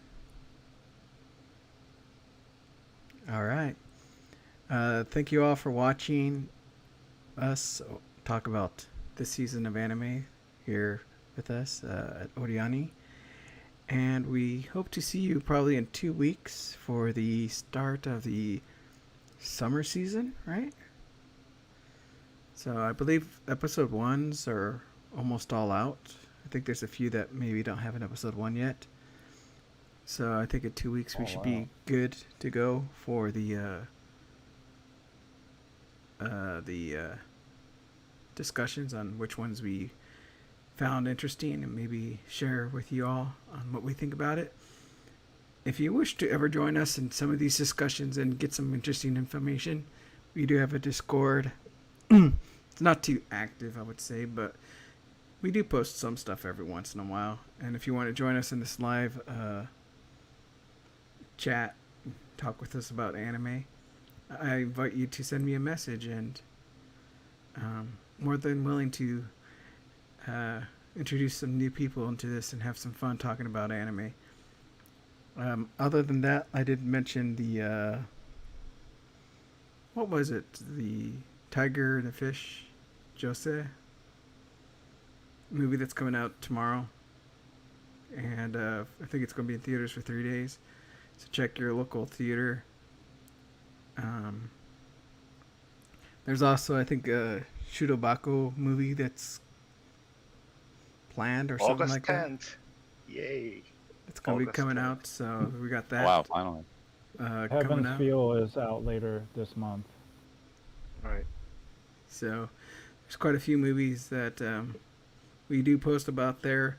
Albert's been posting some really cool links in there for some YouTube videos that are really fun. Like some of that had to do with Vivi, right? From Aniplex or something like that you posted in our Discord. So there's some interesting content that does pop out. And if you want to share some of that interesting stuff with us, please let us know. And till next time, bye bye, everyone. Yep.